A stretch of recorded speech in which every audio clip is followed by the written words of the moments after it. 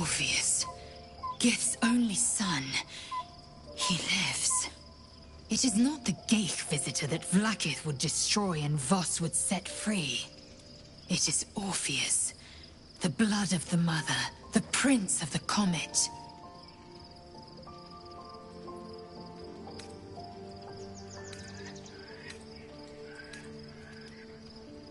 Listen close. The Emperor spoke only in half-truths. For you to know the tale of Orpheus, you must know the tale of Gith and of Vlaakith. Long ago, when we rose up against our Geich slavers, Mother Gith made for the Hells to secure an alliance with the archdevil Tiamat. Tiamat gifted the Githyanki our red dragons. Gith remained in the Hells, and Tiamat's envoy proclaimed Vlaakith our ruler. The first Vlaakith of many. It is Vlaakith 157 whom my people now call Queen.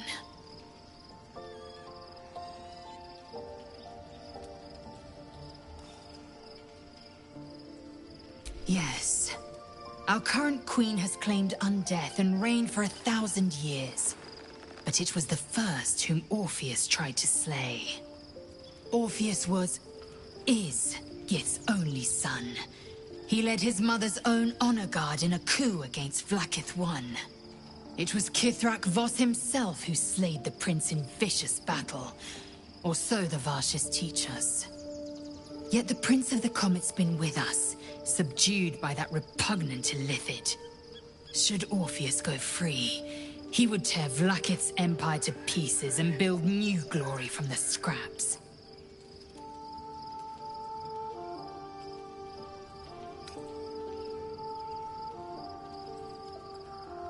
The seed and the sower. Every word Voss spoke, he spoke true. Orpheus is the living proof of the Queen's lies, and the living weapon that conquered our Geich slavers. One word from his lips, and the people would doubt. 2 words, and they would rage. 3 words, and they would bow to the true heir. If the Githyanki are to be free, the Prince of the Comet must lead the way. What about him? The historical slates describe Orpheus as a fearsome, terrible creature, powerful beyond measure, and enthralled by the Geich. So mad with power, he'd smash through the Githyanki Empire and deliver the shards to his Illithid masters. And glowing with such psionic force that he and his red dragon blazed a trail through the skies. A lethal comet careening towards my people. Lies, of course. Vlaakith spread a false image of Orpheus as monstrous betrayer, and her knights as the butchers who sliced him through. She was right to fear him, I'll grant her that. So great is the comet, it could shatter her reign.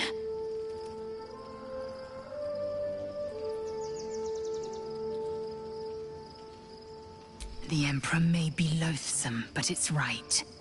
Orpheus can disrupt a Geich hive mind. A talent like that makes the prince a powerful shield and a powerful weapon. Why destroy a weapon like that when you can contain it in a relic and keep it for yourself?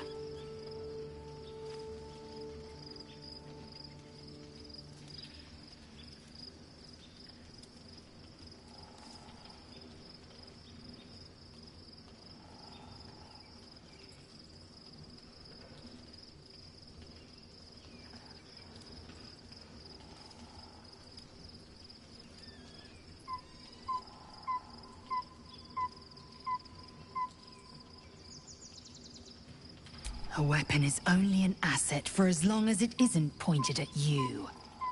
The means of Vlaakith's own end has been ripped away from her. Better to have Orpheus killed than to risk his escape. Better to risk the rise of Illithids than let the Prince of the Comet deny her the godhood she craves.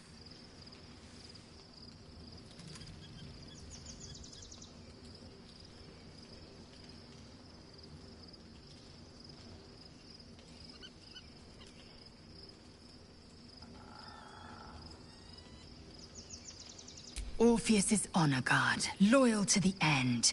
Trapped by Vlaakith in the same prism holding their noble prince, fruitlessly hacking at the sphere that contains him. They see us as Geich, tadpoled husks in the Emperor's thrall. I regret their deaths, but I pledge to live as they perished, in the service of Gith's son.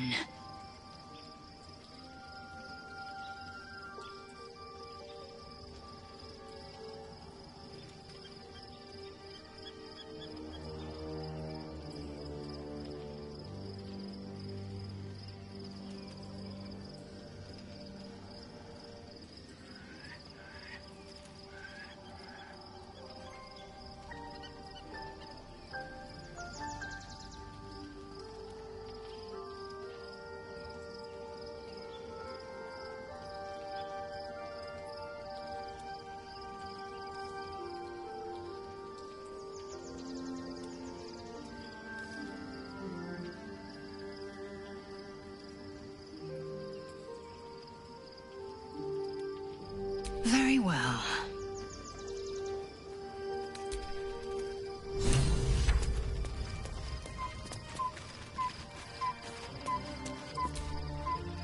So, there's been a mind flayer inside the artifact, or astral prism, the whole time we've had it.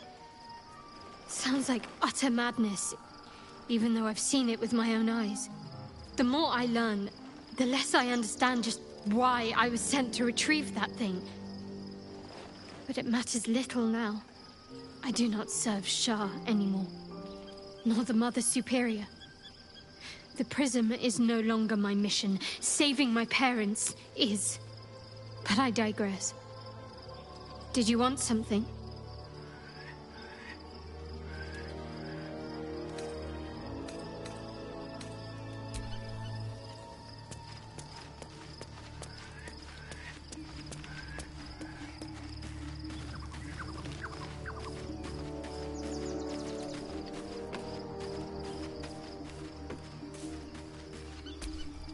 So, we owe our lack of tentacles to one of the very creatures that kidnapped us.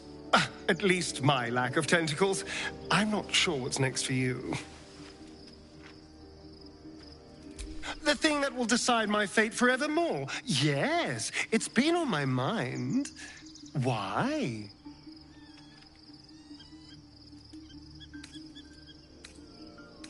I hadn't really decided on the specifics. Obviously, we could stop the ritual, or not. What? I've obviously thought about it. If I was the one who completed the ritual, I'd have such power. And I could walk in the sun without fear I'd turn into a mind flare.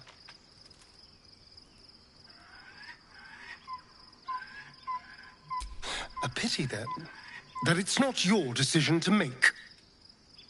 Of course, I don't even know if I could complete the ritual. It may be impossible, but it certainly is tempting.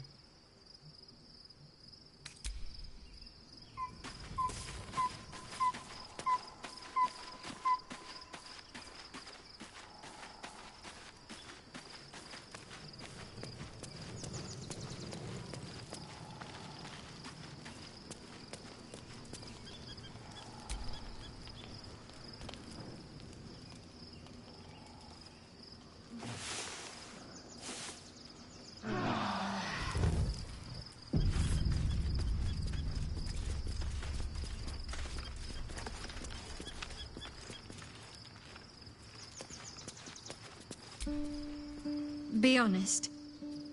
What do you think of the new look? Well, I'm glad someone does. Perhaps I'll get used to it. I have a lot to get used to right now.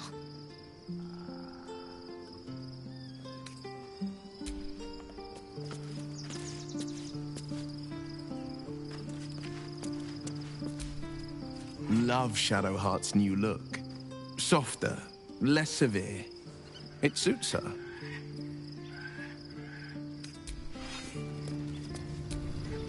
Something is different about Shadowheart. New facial creases, perhaps. A fresh battle scar I hadn't noticed? Bah, it eludes me.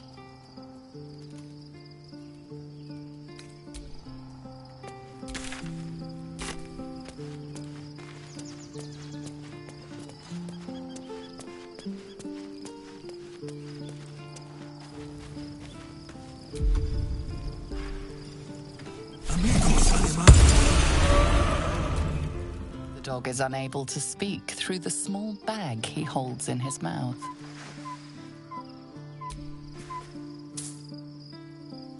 I don't know. Maybe you can tell me. All I know is I thought of you when I saw it.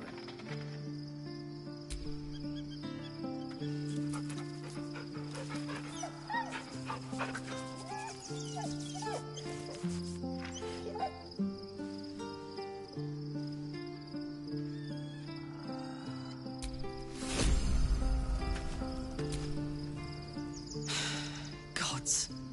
A mind flayer's been getting their tentacles all over our dreams this whole time. I'm really not sure about putting any trust at all in this thing. It's already shown itself a liar. I've got my eyes on the Emperor, and Karlach doesn't blink.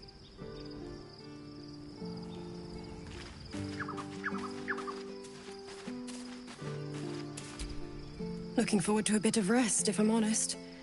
It's been a long century. Be gone, friend. I have a darling to adore.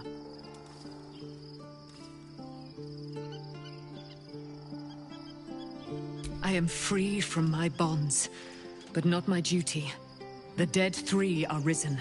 The dead 2 remain. You must face them. I will help.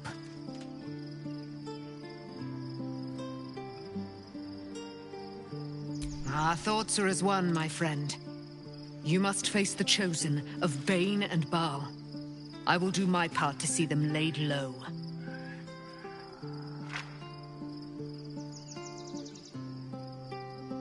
Pray, ask, and I will tell.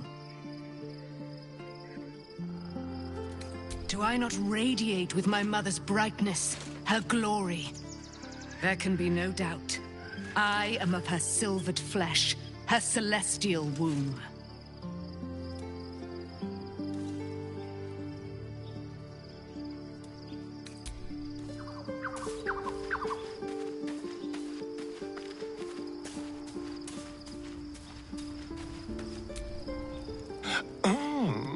We have a new look for a new Shadow Heart. Nice as it is, she still doesn't have the best hair in the camp.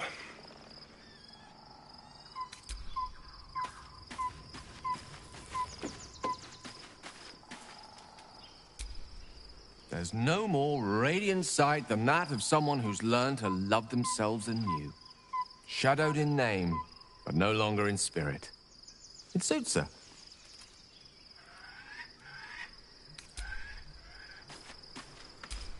You smell very delicious, but I will not bite you. Ooh, more.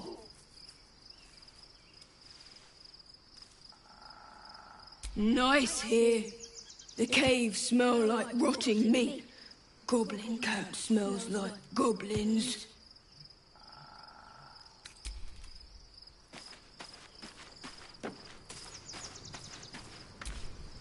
When I first met you, saving yourself from ceremorphosis was your greatest wish. And yet now, you've stepped closer to embracing it. I trust your leadership and respect your decisions, but I truly hope this is not something we come to regret.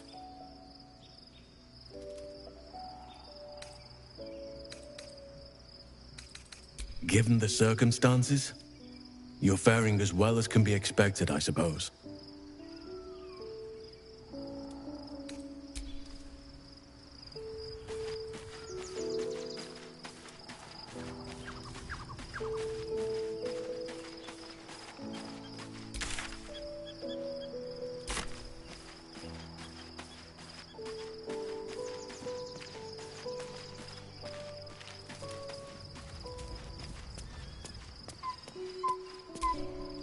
fate spins along.